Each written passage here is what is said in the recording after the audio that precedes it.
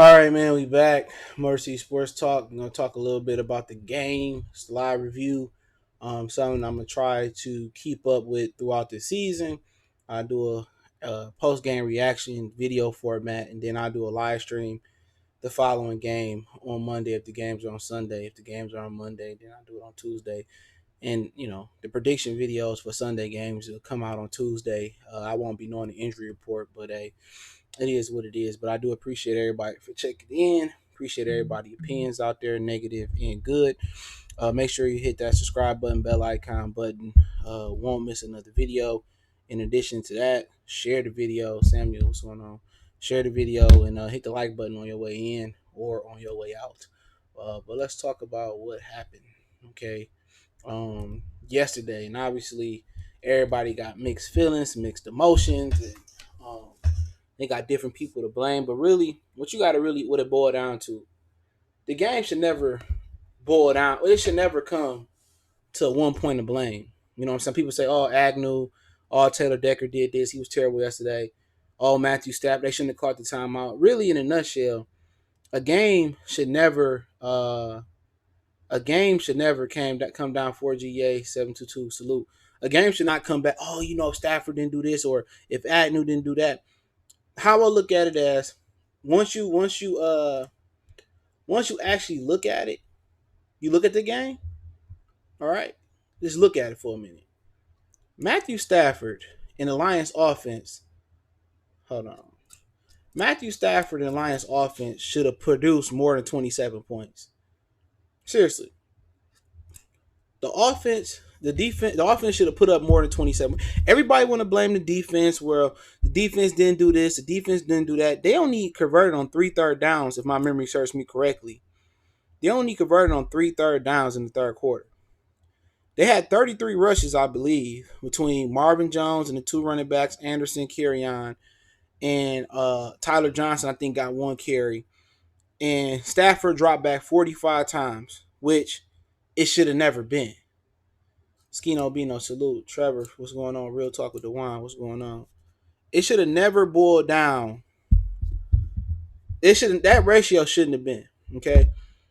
The offense, and people lost track of this. Tremaine Brock and Byron Murphy, the rookie out of Washington, and Tremaine Brock's a veteran, right? They were the backup tight ends. I mean, the backup cornerbacks, excuse me.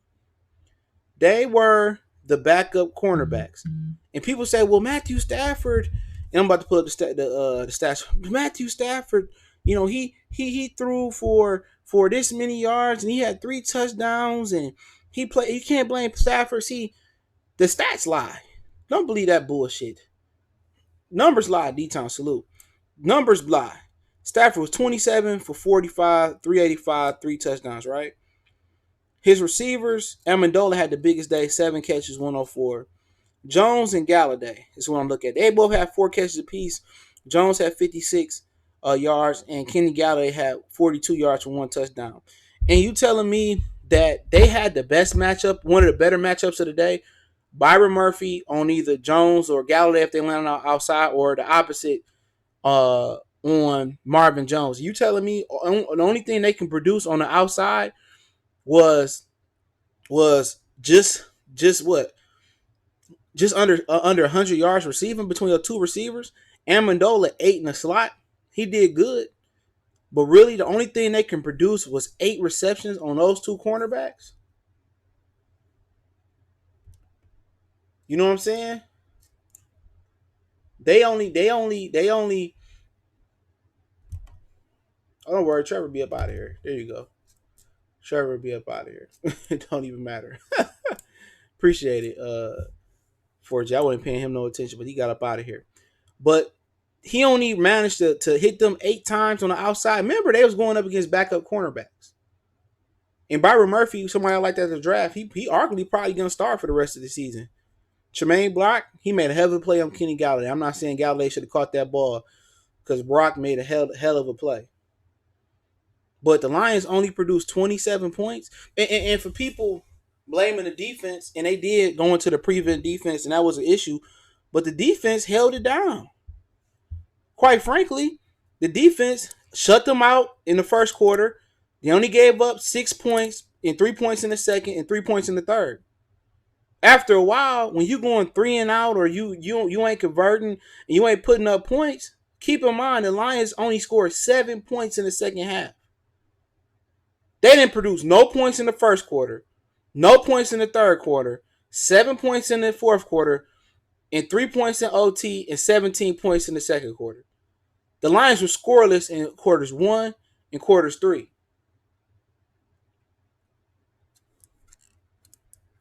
They was pointless in corners 1 and corner 3. He said Marvin Jones is trash. How is he trash? I mean, you could probably say trash, whatever you want to say about him. Whatever you want to say. But what about Galladay? Galladay had the same matchups yesterday. So if he trashed, Galladay trashed. They had the same matchups.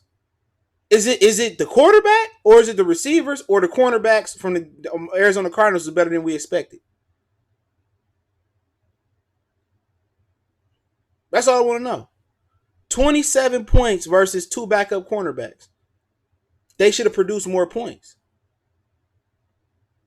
They should have produced more points. Period. There's just nothing to talk about. The defense held this team to 6 points in the first 3 quarters. 3 points. They held them to 3 points. And when the Lions didn't run the score up, look at what Lamar Jackson did and the Dolphins did. That's the type of performance Matthew Stafford was kind of supposed to have. The Lions should have scored 35 points. It shouldn't even have came down to the shit it came down to. It shouldn't have came down. They should have scored more points. The defense did the job in the first 3 quarters. Now, whoever you want to blame, I believe Patricia is the real defensive coordinator. Or you want to blame Pascaloni, the defense going to prevent? Yeah, they was tired of the motherfucker. When you take an NFL offense, no matter who it is, when you take an offense and you hold them to 6 points in 3 quarters, and you giving the Lions, they was going 3 and out, and Murray had a pick, and I think the Lions fumbled it back to him or some shit like that. Were you giving them, and the 3 points they gave up, matter of fact, they gave up 3 points in 3 quarters because the other 3 points is because Agnew fumbled. Agnew fumbled the fucking ball. So they shouldn't even gave up them 3 points. To keep it real. But you know what it was after the game? It was the defense would start garbage, They didn't. I'm like, what the fuck? They really only let them score 3 points in 3 quarters. Your offense supposed to be up by like 30, 35 points.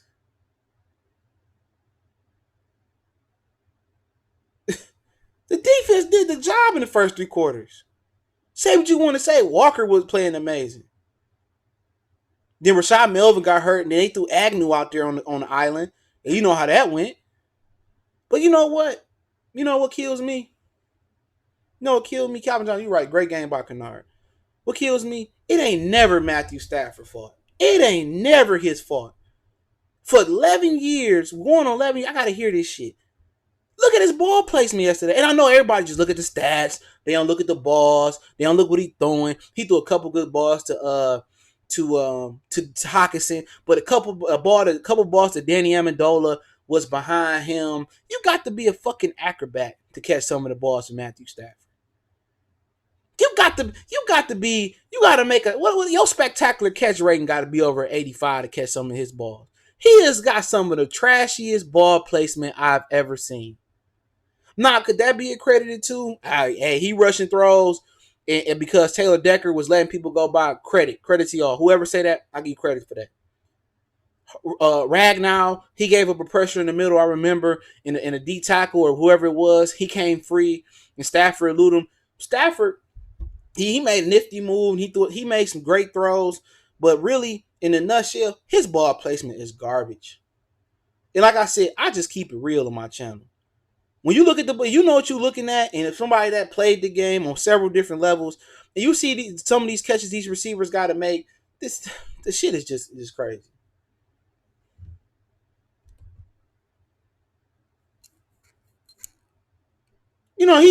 Yeah, right, a 4G. Oh my God, you gotta catch that, like motherfucker, like damn. I'm going forward, and you throwing it behind my fucking back, my left ear. Like damn. You got to, like, shit, I got to make some spectacular catches, but hey, at the end of the day, it ain't never his fault. He said defense gave up 18 points in the quarter. The defense fault because Stafford didn't play. Stafford didn't score enough points. They only converted 3 third downs, if my memory serves me correctly, in the third quarter. Check this out. The defense really only gave up 3, but we'll say 6 because of the Agnew fumble. So you telling me going into the third quarter, your defense only give up 6 points. You going against 2 backup cornerbacks. You know what I'm saying? They got rid of Deion Buchanan. And you telling me with this new offense, you only scored 17 points. Where was the rushing attack? Where? Where was the rushing attack at today? Yesterday. Where was the rushing attack at? 35 yards from Anderson, 3.2 yards. 3.1 yards from Johnson, 16 carries, 49 yards. Ain't that what we was trying to accomplish with Darrell Bevel? Wasn't he supposed to come in here and give us a rushing offense? And also from Darrell Bevel, where and this was one of the concerns I had. Where was the backs, receiving the ball out the backfield? Where was a Johnson on the angle route, a circle route, a Texas route, an option route? Where was the screen game yesterday? And I know it's hard to get the screen game going with the running backs when you don't have running the ball, but he was brought here, in my opinion, and this is from my vantage point, he was brought here to run the ball with some consistency. He said no excuse to deep. At the end of the day, why didn't your offense score more points? Why did your offense continue to go 3 and out in the third quarter, bro? Tell me that, D-Town. Tell me why did your offense continue to go 3 and out, bro? Why did they only produce 17 points in the 3 quarters versus a decimated defense? Until you tell me that. Until you tell me it's scoring 17 points in the first 3 quarters, bro. Real talk. It's scoring 17 points in the first 3 quarters, right? Is that the equivalent of a defense holding a team to 6 points? Tell me another team that held a team to 6 points and only produced 17 points of the Arizona Cardinals. Arizona Cardinals was the worst team last year. That's all I'm saying. That's all I'm saying. Only guy I recognize, from the defensive tackle or the defensive line position in the middle was the Hassan Reddick kid from Temple. It's always never Stafford. That's what be killing me with that shit. Oh, the defense gave up. Why didn't Stafford score more? Why didn't he produce more points? Why didn't he produce? It was no Patrick Peterson, no Robert Alford, no Deion Buchanan. You had old ass Terrell Suggs, and you had Chandler Jones. Why didn't Stafford score more points? Y'all never blame him for the last. If this nigga was black, he wouldn't even be here this long. Real talk. He is the most privileged athlete I've seen in Detroit history. I understood Grant because Grant can ball. Isaiah, I understood it. Barry Sanders, I understood it. I understood Chauncey Autumn. He is the most privileged mother. And you can just look at the way he throw the ball, bruh. Look at the way he throw the ball. These niggas got to make the most spectacular catches in their life to catch some of these balls he be throwing. But you know what? Motherfuckers don't pay no attention to that shit. They don't pay no attention to that. They don't pay no attention. He threw a ball to Danny Amendola, and it was behind his head. He was wide open going down the middle of the field. They nobody pay attention to that. Don't nobody pay attention to none of the shit. That shit. He was pretty accurate to Hockenson. I'll give him that. But you got if your receiver's trash or your quarterback trash. If your receiver's bad or your quarterback's trash. Y'all gonna keep giving Stafford. It don't even fucking matter no more. You're gonna keep giving the nigga a pass. You're gonna keep giving him a pass. It don't even matter no more, bro. He only put 17 points up in the first 3 quarters. Versus this defense. Now, had this been the Chargers defense, I understand. Had it been the Eagles defense, I understand. Had it been, I don't know who else. Whoever got a good defense in the NFL, I understand. But at the end of the day, people, he played excellent. Fuck up out of here. Fuck up out of here, man. Fuck up. I'm tired of talking about this shit. But you know what? Defense played pretty good to me until the fourth quarter. They went to prevent. They got gassed out. It is what it is. When your offense is going three and out and they not putting the ball in the end zone, they kicking field goals and shit like that. Ain't too much shit you can do. It ain't too much shit you can do. They play pretty good. Because Trey Flowers made some more noise? Absolutely. He coming off an injury. I'm not gonna kill him. Did Savani play good? Absolutely. Did Rashad Melvin make some great plays? Absolutely. Did Darius Slay?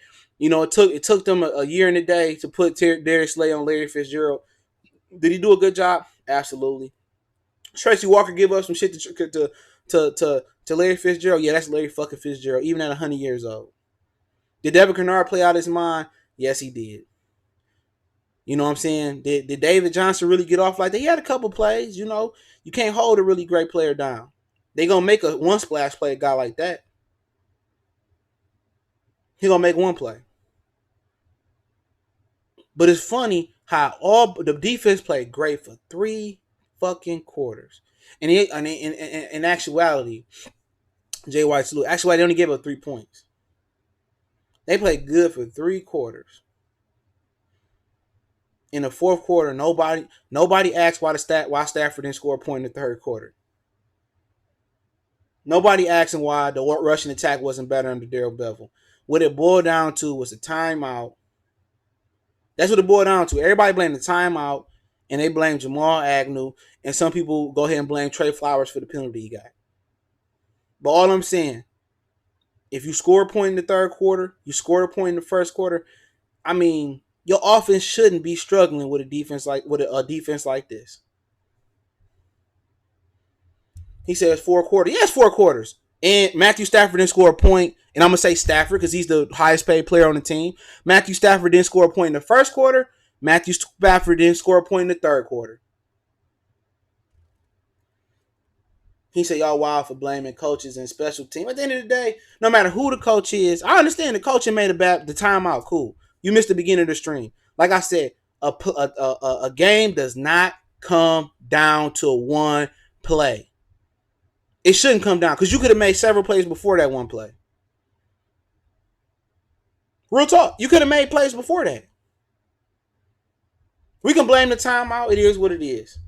Darrell Bevell didn't like the look. He didn't trust Stafford. Hey, it is what it is. I can't knock him. It was a bad play. You can blame Trey Flowers putting the hands on the face mask and moving Kyler Murray and them inside the 5. You can do it. You can blame Jamal Agnew for muffing the punt. He been returning punts for a couple years now.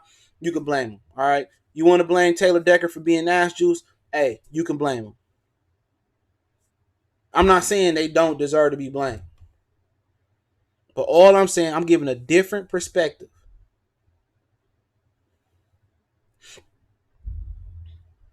I was giving a different perspective, bro. I understand that. I'm giving a different perspective. Everybody got the same fucking perspective. All the defense, and we just gonna forget what they did for 3 quarters and what Stafford didn't do for the first quarter and the third. He didn't put points up. Kerryon Johnson, where the fuck was he at? Anderson had some good plays. He ran the ball pretty strong. He looked better than Johnson. But I can.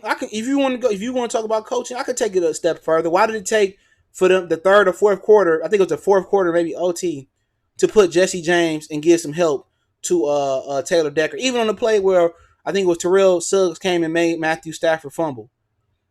I remember that play vividly from the back from where Stafford was at. I think the running back was maybe C.J. Anderson, whoever. Somebody went out for a route. He went clear out. He went clear out the side of the line for a route. He didn't chip Suggs. They didn't give a tight end to come over and block Suggs. They left Suggs one. I think it was Jones. Excuse me, Chandler Jones. They left Chandler Jones 1-on-1 with Taylor Decker. No max protection. Everybody went out for a route. You know what? I seen him go right by Taylor Decker like it was Jeff Backus. Let's talk about that coaching spot. Everybody want to just talk about, it came down to this. He came down to that. Why did it take them 3 or 4 quarters? A fumble, a couple hits on Matthew Stafford, pressure on Matthew. Why did it take Darrell Bevell 3 or 4 quarters to figure out, hey, Taylor Decker might need some help? Why? Let's talk real football shit. Because everybody just want to talk the shit, the basic shit, the muff punt. all that shit. Let's look at it from a schematic point of view. Why didn't he give Taylor Decker more help? When did you start seeing Jesse James in the game? Third, fourth quarter? Then they start giving, maybe think it might have been OT or fourth quarter. And they started giving Taylor Decker some help after the fumbles, after the pressures, after they was whooping him all day. You notice they wasn't going over to Rick Wagner. You notice they wasn't loading up on Rick Wagner's side. And then they even ran a couple plays to the left side, run plays. And Decker was getting blew up on the run plays. And I'm not saying Rick Wagner was any better. They ran off the right side a lot. They ain't get no success over there. They target Taylor Decker. And it took Darrell Bevell 3, 4, 5 quarters to figure out, hey, let's put Jesse James in there. Let's give him a side. They ain't come down and crack back with the slot receiver. They didn't have Anderson come out and chip Chandler Jones. They didn't give him no assistance. They ran the Decker side. He got blew up. Come on. Come on. A lot of those things, a lot of that shit that Larry Fitzgerald called was in zone. That was zone. The reason Tracy Walker is on Larry Fitzgerald was because it was zone. I'm not sure exactly what they was in. It was zone. It wasn't like him and Coleman was one on one. At least on one of the deep routes I remember he caught. It was zone.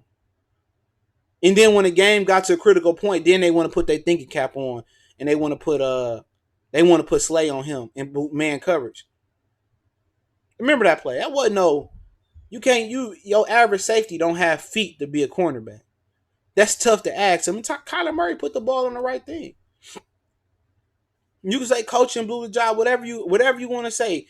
Whoever blew the job, you can put it on Agnew, you can put it on Flowers, you can put it on Decker, you can put it on the coaches. But one thing that seems to blow my fucking mind is why I never just go with some people's mind and be like, hey, damn, why didn't the offense produce more points? That's my point. Nope, I have seen nobody say that. A few people in the comment section said it. A few people in the Lions group on Facebook said it.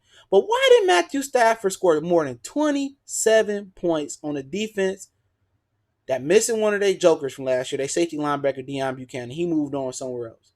Patrick Peterson wasn't there.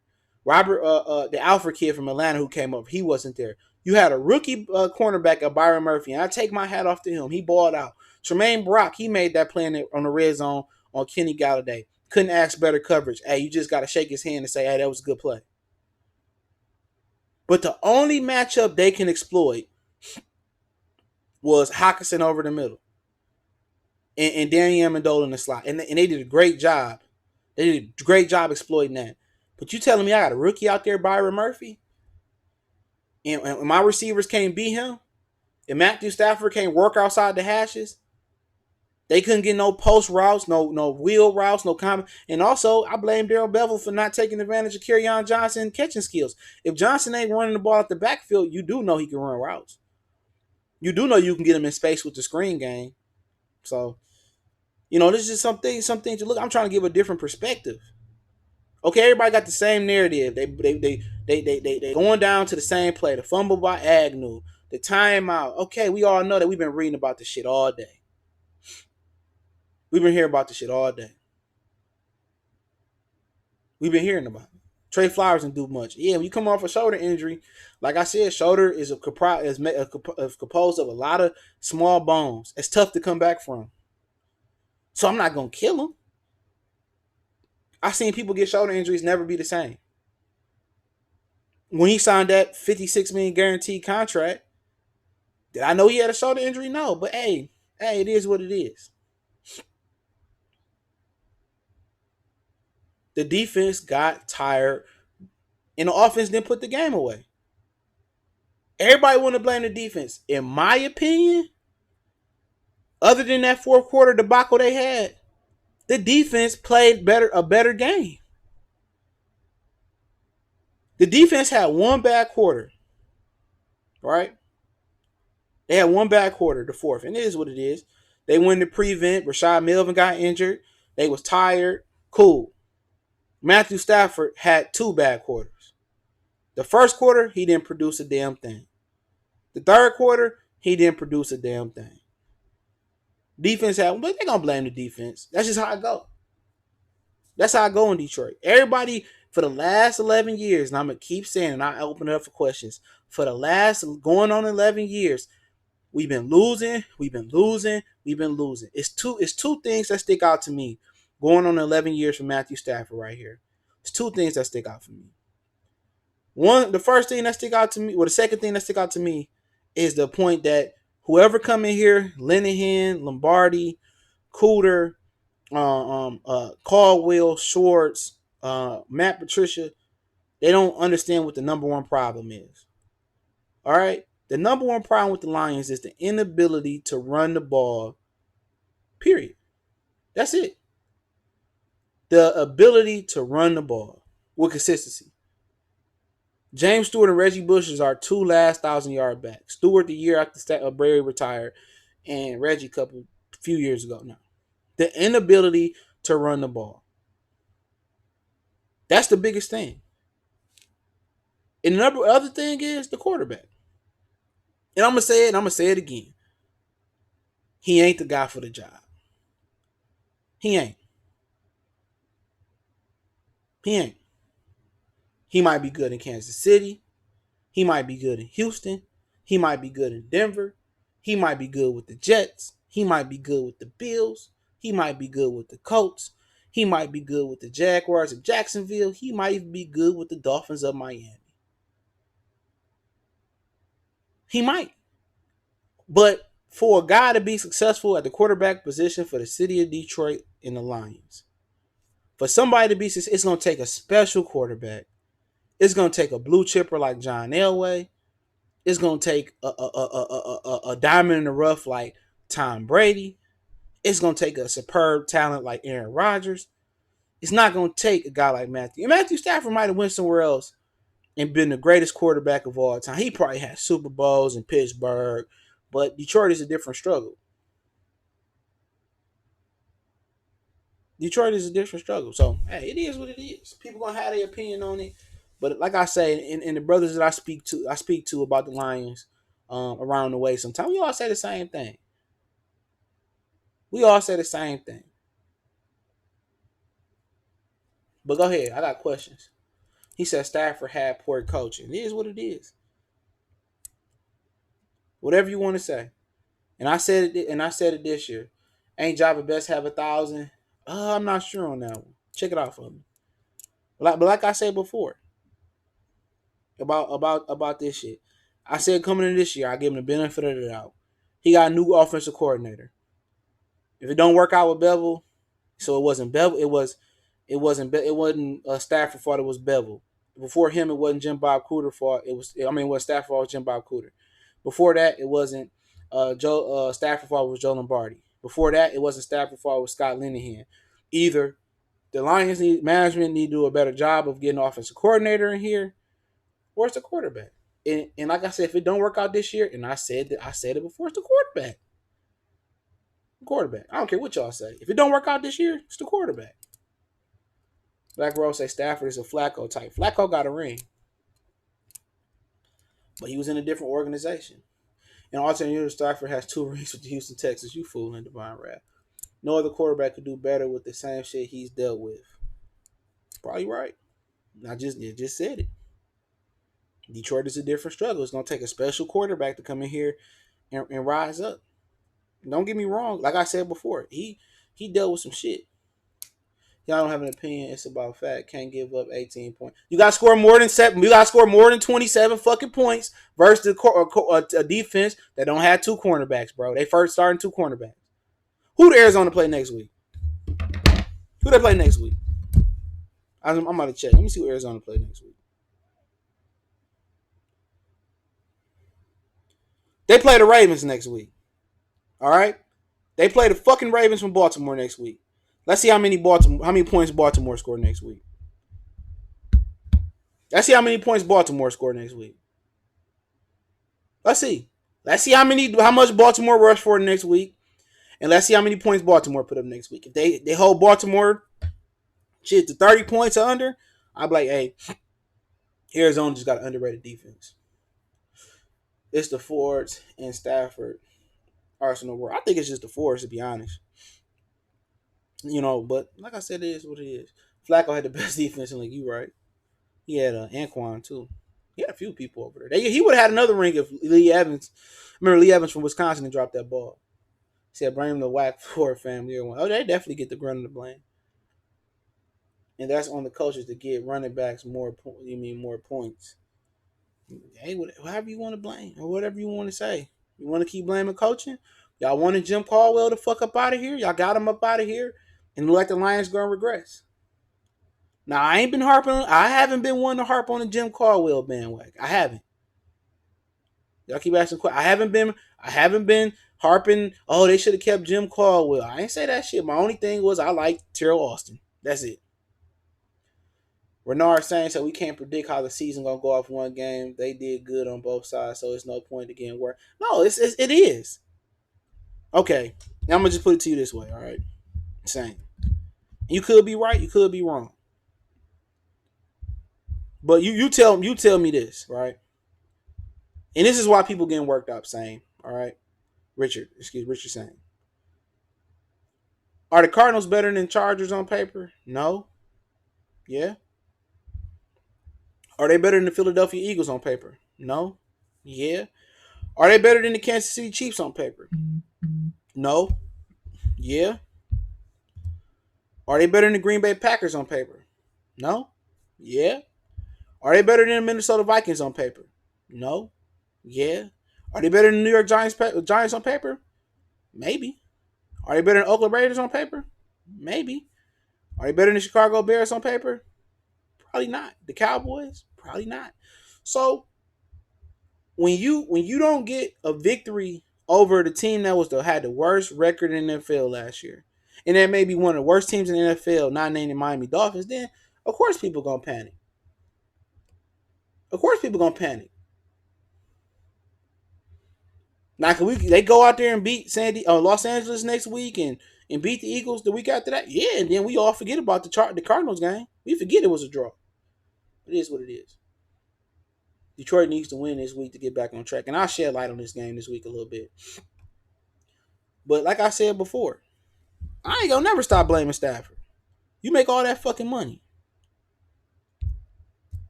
Make all that damn fucking money. And all these other niggas on here give him a pass. Oh, it's the coach. It's none of it is Matthew Stafford's fault, and he's a great quarterback. And like I said before, fuck no. I see the way the nigga throw the ball. My high school quarterback had a better arm than him. They ain't beating the Chargers except Matt Patricia to get embarrassed. His team has regressed since Jim Caldwell. Well, Jacoby Brissett did pretty good yesterday. I'll get into that in a minute. Stafford go throw for a bunch of, but he can't make the winning plays in big games. Hell no. Yeah, you could say that, Fred. How you feel about my Packers? I don't know what to think about the Packers, Jerry, to be honest. I mean, the Chicago Bears had a hell of a defense. But y'all defense, I don't know if Trubisky was that bad. Y'all defense was that good. I can't tell you, but it'll be interesting to see. I like Preston Smith and Zadarius Smith. They got some good ends over there. Caldwell was the offensive coordinator when Flacco won the Super Bowl. Yeah, he was. He took over for Cam Cameron. Then Cam Cameron ended up going down to LSU and fucking up. And LSU just finally got offense. Joe Burrows from Ohio State looked pretty good down there. I enjoyed that Texas game this past weekend. That was the game of the week. I tried to watch the Nebraska and Colorado game. Had some shit I had to do, but last year that was a really good game. I think Colorado ended up winning. So shout out to Colorado, man. That was a good game last year. Kyler Murray could be a superstar. I mean, he was the number one pick.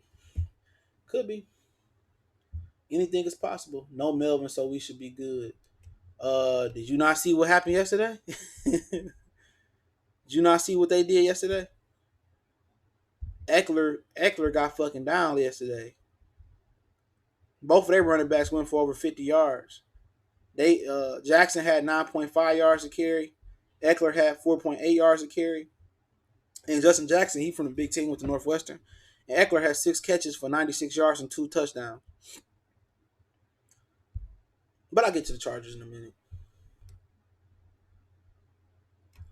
I blame the coaches for trying to run out the time instead of scoring, put some damn points on the board. Yeah, I ain't mad at you, Arsenal. You can blame however you want to blame them. However you want to put the blame.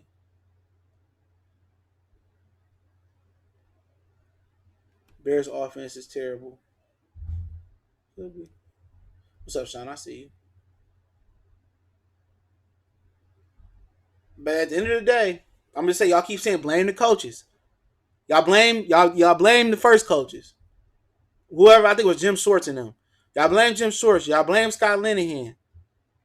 Y'all blame Caldwell. Y'all blame Lombardi. Then y'all blame Jim Bob Cooter. Y'all blame Jim Bob Cooter again. Y'all blaming Matt Patricia again. At the end of the day, one plus one every time gonna get you two, right? Every time. So once you look at it, what's the one constant variable? I say this on my channel all the time. What's the constant variable in the equation? It's Matthew Stafford. No matter if it's Caldwell plus Stafford, Schwartz versus Stafford, no matter if it's Lombardi, Linehan, Jim Bob Cooter, or whoever versus plus Stafford, guess who the fucking common denominator is?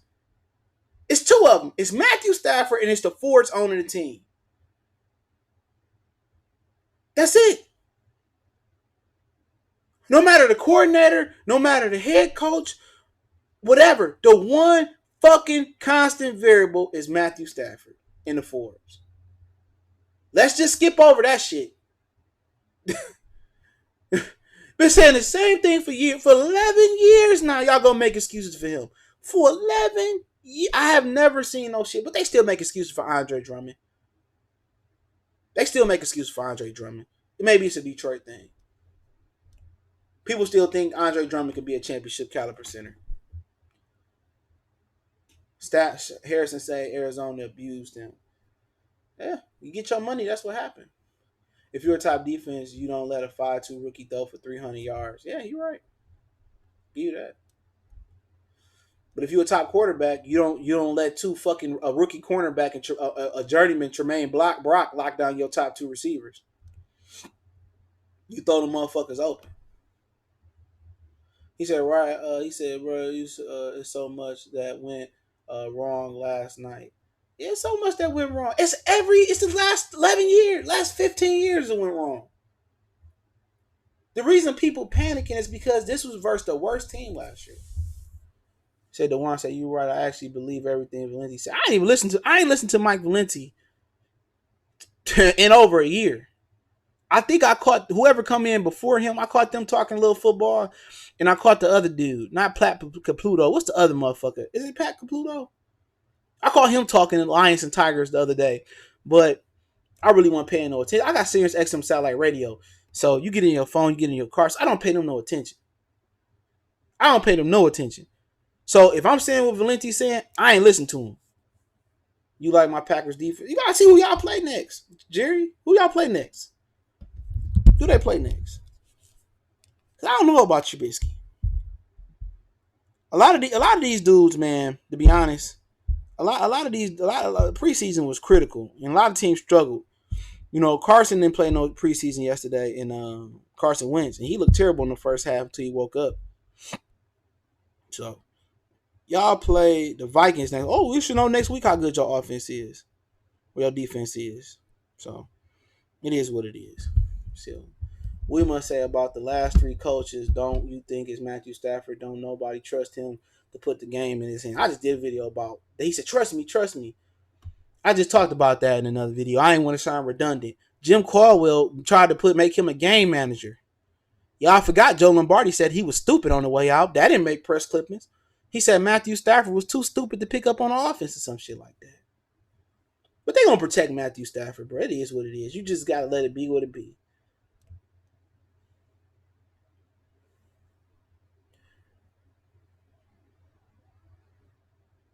Listen here, Stafford was great last night. I ain't never seen nobody be considered great losing to a team that's considered one of the worst teams in the NFL. I ain't never seen it. Oh, he was great versus the Cardinals. Fuck up out of here. He lost? Come on. Name a coach the Lions have had that's worth his pay. Shit, Jim Caldwell won, didn't he? Fuck you mean? Jim Caldwell won. Didn't he win the Super Bowl or some shit? Or they lost that motherfucker? He won one with the Ravens and lost one with the Colts. He had a better record than Patricia. Blame the Force then. He said it's tanking for Tua option. No, Tua ain't the guy. I'm sorry, Tua ain't the guy. Not for this city. Maybe Trevor Lawrence. We see how he pan out, but even Herbert, he ain't the guy. I hate drumming. It is what it is. Black Rogue say. Get rid of Stafford and the Fords. You just get rid of the Fords. Get rid of Stafford too, but get rid of them motherfuckers first. Stafford winning percentage against teams that finish above 500, like 12.3%. You can't point nobody out to that. You can't say nothing bad about him. He ain't never had a running game. He ain't never had a left tackle. He ain't never had a Capri Sun. He ain't never had the Gatorade he liked on the sideline. You be like, yeah, all right, bro. All right, bro. These niggas, these Detroit Lion fans, especially niggas with the YouTube channel, they don't go that hard for their wife or their kids. They don't protect their kid. Oh, Stafford ain't never had a pacifier, or he ain't never had the cleats that fit right. I'd be like, you got it, bro. Do you think the Rams will go back to Super Bowl? I watched a little bit of that Rams game yesterday. I don't know. It's tough to tell. That's tough to tell. Gurley, he looked explosive yesterday, but he didn't get that many touches. I think that running back got the two. The backup Malcolm Brown got 2 touchdowns. I could have shot and killed them motherfuckers last year because I had Todd Gurley in a couple lineups. Was you impressed with the Packers defense though? No, because y'all played Trubisky. Keep asking the same question. We'll see next week. I'm honest. From my perspective, I'm real honest. I get credit where credit is due. I don't know how y'all don't see it was the safety dance that the coaches played. Yeah. I'm not saying it wasn't Black Rock. I'm not. It's not just one thing, dog. It's not one thing. It's a cumulative of things. We'll see next week. We'll see next week what the new excuse will be. I think it's a winnable game next week, and I'll tell you why in a second. I think it's a very winnable game next week. He's not time to develop. Tyree God just sucks. Are you talking about Tyree Jackson? If Stafford was great last night, then the standard of greatness for Stafford is pathetically low. Yep, that's Detroit. At least Matt Ryan, bum ass, went to the Super Bowl. Shit. I'll put it to you. If Matthew Stafford had the talent Matt Ryan got, he might have won that motherfucker. To be real. That motherfucker Matt Ryan got everything. He had a good, fast defense. They might not have been the most big, size defense, but let's look what they had. Julio, Mohamed Sanu, Taylor Gabriel. He played for the Bears. Now he had a good game versus Tampa Bay last year. They had Freeman. They had Coleman, Austin Hooper. He got better since then, but he was solid. And come on, fast defense, solid defense. They was missing Desmond Trufant. Come on, man. If you don't win it with that caliber of team, you ain't gonna never win it. He said, I see Detroit got hella faith in Matt Stafford. It's starting to be disgusting. You see what I deal with. I'm a Packer fan, but Hawkinson, yeah, he nice. He nice. He more fluid than I thought he was. He definitely more. I ain't gonna say he more fluid than I thought he was, but I seen it in I like him, the way he coming in and out of that out route break. I say, he fluid. That was a good pick so far. He looked good just catching the ball, catching it with his hands and coming in and out of break. I like him. I like Hawkinson, man. I like Hawkinson. Tavai, he played well. Devin Kennard played well. First Detroit linebacker with 3 sacks and a half, I believe. Hawkinson had the most tight end receiving yards for a rookie making his debut. Tracy Walker played good. He almost had another bone-headed play on the sideline. He got stopped that dumb shit. They didn't call it. I think was it Walker the one that drove through Larry Fitzgerald back and made him drop the ball? Like I said before, I'm not mad at the defense completely. But shit is what it is. But Agnew, man, we need to have a conversation about him. Agnew, we need to talk about him. Real talk. If Agnew can't provide shit in the return game, I don't even know what to say. I probably would cut his ass today because he gave up a catch yesterday when Rashad Melvin went out. But Rashad Melvin, shout out to Luke G. He told me I gotta give him credit for that one. Luke G. Field Review. He told me about Rashad Melvin and he played well yesterday till he got injured. He got really good ball skills and he fit the system. So I'm a nigga that get credit where credit is due. Rashad Melvin I was surprised, but he long. He got good ball skills and They didn't throw a lot at Darius Slay, but Rashad Melvin got good ball skills. I don't know what will happen in Oakland, but yeah, yeah, I like Rashad Melvin. He played really well yesterday, man, and everybody played well defensively. That I noticed. Harrison, he didn't make a ton of plays, but um, Mike James, I really didn't notice him a lot. Trey Flowers, I didn't notice nobody in the D line. The real talk. I ain't noticed nobody but Kennard rushing from that linebacker position. But you know what? Flowers coming off an injury. Daniels coming off an injury. Snack set out the majority of the offseason. So shit, them old niggas got to get going. They got to crank it up.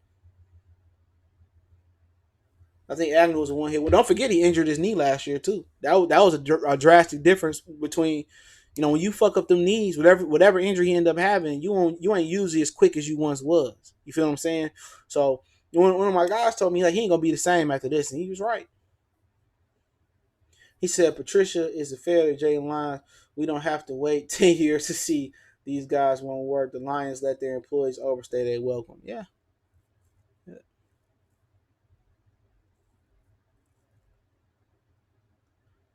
Well, it ain't like Larry Fitzgerald was beating their ass for the first 2 or 3 quarters. But he did make 2 or 3 fucking game changing catches. So you're right. I don't know. It's another time you put on the coaches. But a lot of one of those catches that Larry got was in zone. So it wasn't on Coleman. They just saw like I think one of the guys said in the chat, they just played a safe defense. He said Hawkinson win a rookie of the year. Max Kellerman said he might. He might. He might. But I definitely, if I had to get a blame game out, I definitely would say coaching. Coaching is one to make motherfuckers happy. I would say Taylor Decker is two. I would say number 3 was Agnew. Number 4 was the defensive line. None of them motherfuckers showed up last night. And number 5 was Matthew Stafford. Whatever, 4 or 5. That was Stafford. I don't care what nobody say.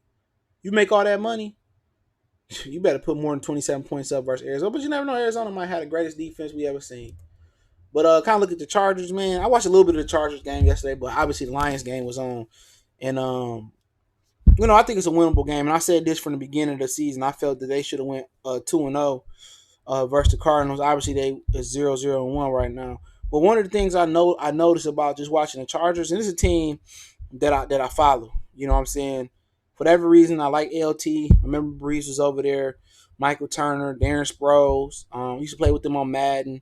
So it's a team that I followed over the years just cause. And let me just see what Jacoby Brissett. Brissett put up 190, 2 touchdowns, 0 interceptions, 21 for 27. And remember the Chargers was on at home. The Chargers was at home and they end up winning in overtime. But this is the stat that gives me encouragement right here. Okay.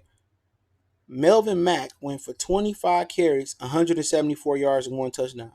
He had a 7 yards average. If Stafford, if Anderson and Kerryon Johnson can't have no success versus the Los Angeles Chargers running the ball, and this is a team the last couple of years historically been soft in the middle. They drafted the rookie out of Notre Dame this year, Tiller, and he's starting in the middle of their defense, I believe. But historically, right down the middle, they've been more of a finesse defense. The Chargers are Bosa, Ingram off the edge. Derwin James, he not playing, but when he playing, he good safety. And then they Desmond King, Casey Hayward, and it's another corner they got over there. They have finesse defense. You know what I'm saying? They more speed than power. But the coach did a real good job keeping them in check. They only had 2 sacks yesterday, it looked like.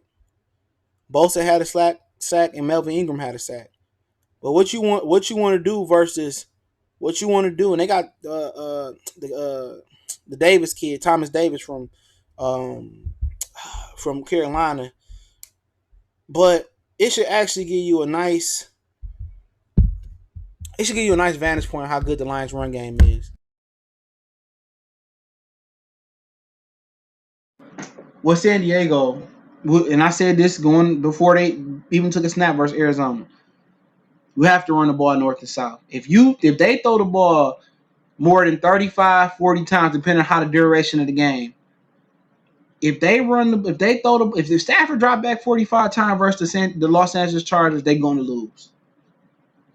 And I said that last game. If he dropped back more than 35 times, they're gonna lose this game. That's gonna tell me Bosa and Ingram is gonna be a problem. They two of the best bookends in the game, rushing the passer. You put Thomas Davis in the middle of that defense with several thousand new ACL surgeries, he still can play. They got good corners on the outside. They're good fast defense, sideline to sideline. You have to run north and south versus the Chargers. You got to run north and south. If you don't run north and south versus the Chargers,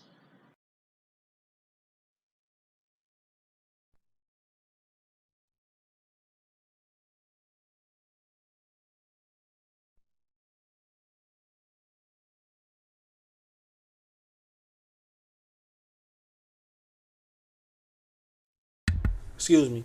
If the Lions have success rushing the ball with versus San Diego, I mean Los Angeles going north and south, um, then I expect them to win the game. If they don't have success going north and south, I think they're gonna lose this game come Sunday. But usually, the reason you can consider the Lions to win this game even before they play Arizona, is because usually West Coast teams coming east, they don't do so good switching time zones, especially in the middle of the season. San Diego, well, Los Angeles, they don't do well. Last time they came to Detroit, I believe we beat them and clinched the playoff spots a few years ago. So going west to east gives the Lions an advantage. Being at home gives the Lions the advantage. They pass rushers won't get off as quick off the ball as they would at home because of the crowd noise. The Lions have some advantages going into this game, and it's a winnable game. I said it before, and I said it again. It's a very, very winnable game for the Lions. It's a tough one. The defense got to be better than what they was, but Phillip Rivers, he threw a party. 34 attempts, 25 completions, 333 yards through the air, 3 touchdowns, 1 interception, and Keenan Allen, not playing all preseason, 8 catches, 123, 1 touchdown. So we got to keep Keenan Allen in check, and Slay is gonna have to follow him around the field. But we'll see. The tight end wasn't a factor versus Arizona. Charles Clay, I remember caught one ball, but it is what it is. How was the linebackers last night? Well, my memory wasn't bad. Christian Jones made a good play, good tackle. Tavayu, he played great. He was solid in coverage. He sacked Kyler Murray, I think, once. Devin Kennard was exceptional. So the linebacker play was well. And that's something different. That's something different. Usually when your D line don't play well, your linebackers don't play well. But they held David Johnson in check. But another week, you know, Harrison should be a little bit more in sync. Flowers should be a little bit more healthy. Daniel should be a little bit more healthy. As the year goes on, I think some of them veteran defensive linemen will get better. And if you get Deshaun Hand back in the next couple weeks, I look for the linebackers to get even better with the protection of the big fellas up front. My Packers play the Lions in like 3 weeks. You want to raise your own bet on the Lions. Our whole team strategy is based on around the run. If they don't do it, we'll lose every week. I'm at this point, especially this matchup next week. Are we looking good? About to lock that in today. Let me see. Lions couldn't stop the run yesterday. They gotta do better. Stop the run. I don't think the run was a problem yesterday. David Johnson had one good run. He did. And he had a good pass play yesterday too. He did. But the run wasn't no problem yesterday. I don't believe. David Johnson gonna make a play or two. That's just him. He made a catch right down the middle of the defense, but he had 82 yards. He sure did. But remember, they played 5 quarters, 18 carries, 4.6. So yeah, they got to be better doing that. And he had that, 6 catches for fit. But that's David Johnson. He's still an elite running back. He may not be a top 5 running back because of the state of the franchise, but David Johnson's a good running back. He just gonna get his. Rogers playing Brady the Super Bowl, please. Overall, the top better than the L. Not versus the Cardinals. from your vantage point, yeah. They were stopping. Yeah. David Johnson. Some guys gonna make plays. Saquon Barkley gonna make plays. Kamara gonna make plays. Zeke gonna make plays. You just gotta limit the number of plays they gonna make. That's just what it boiled down to. Some dudes, some running backs,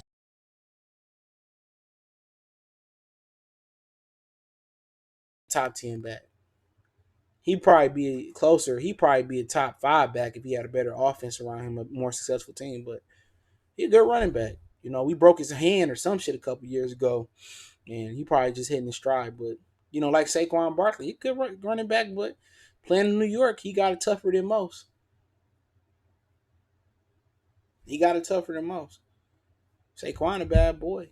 Kerryon Johnson looked good. That was my biggest disappointment yesterday. You know what I'm saying? Was that Kerryon Johnson didn't do better than what he did. That was my biggest disappointment. You know what? They tried to do some cutback zone run blocking.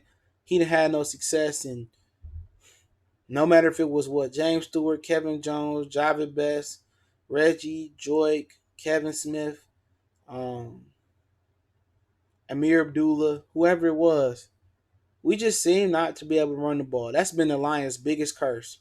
Is finding a running game, a consistent running game since Barry left. How you feel about Cleveland yesterday? It was all right.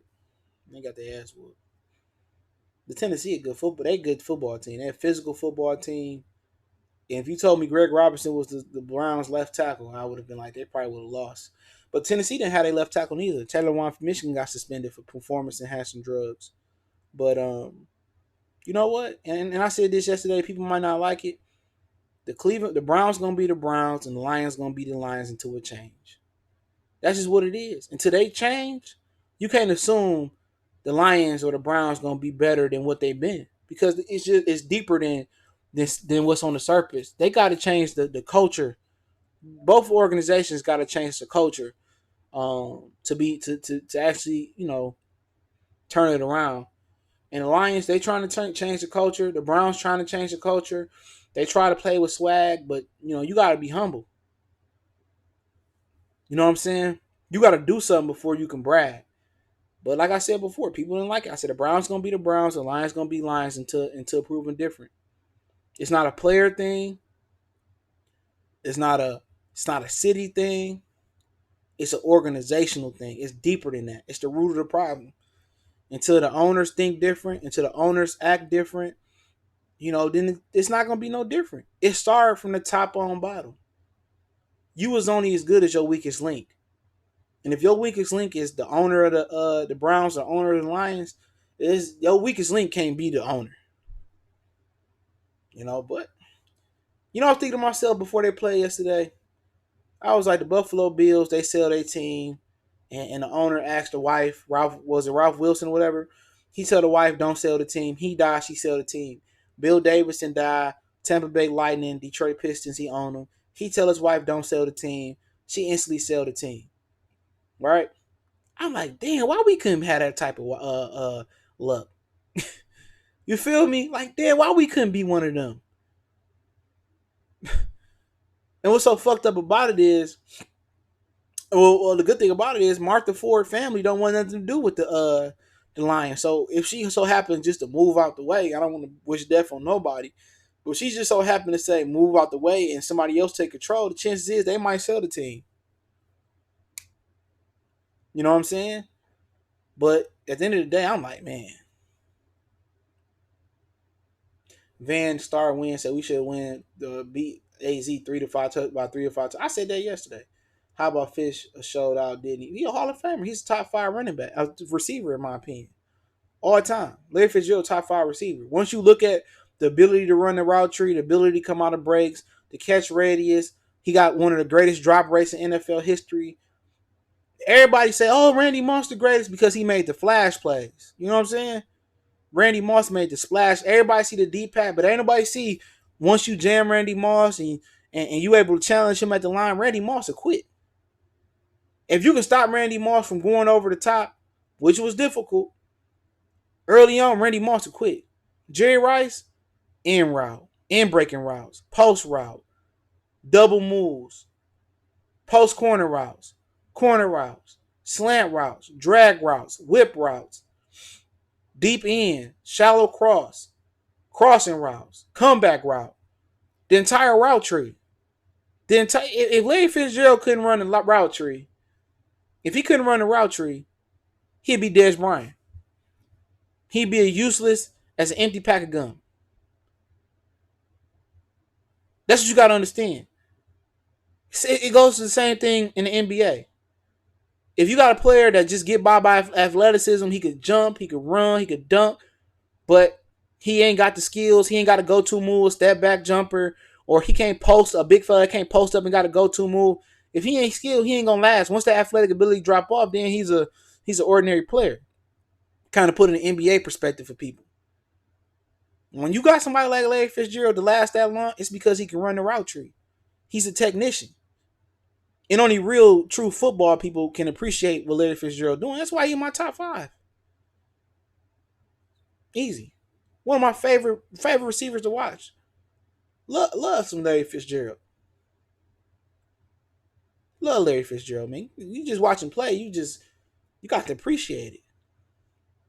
I love other players too. Jason Witten for years. I like Jason Witten. You know what? Jason Witten, I say this about Jason Witten. He wasn't the fastest, he wasn't the quickest, he wasn't the strongest. But you know why Jason Witten going to the Hall of Fame? Because he was a technician. I can appreciate fundamentals. I appreciate him.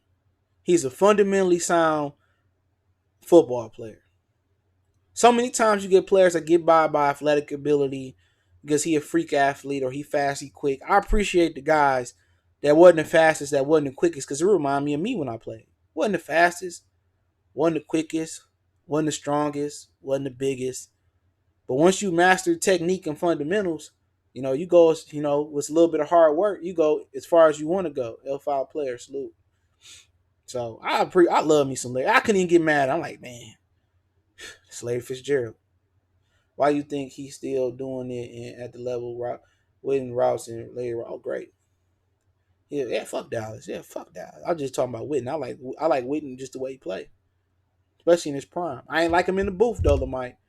That motherfucker in the booth was terrible. Vash Starwind said we got holes in our feet. We have this gun and we gonna shoot ourselves. Not stop crossing routes, kill us. Yeah, crossing routes tough to stop. Yes, tough to stop, especially if you ain't in the right coverage. Crossing routes is tough. It's tough playing man unless you got a robber in the middle of the field and you got a good pass. Crossing route, stopping crossing route start with. Sometimes you got a challenge on the line, but it started with pass rush. Crossing routes, it take time to develop. If a quarterback got time to step up in the pocket or roll out, it's going to be hard to really stick with a crossing route in man cover, even in zone coverage. You play zone, cover 2, cover 3, Tampa 2. You play man man zone on top, 2 men under. It's tough to stop when your quarterback got time to let the play develop. So the thing about crossing routes is you need to redirect or challenge the receiver on the line, and you got your defensive lineman got to get there. Your pass rush got to get there.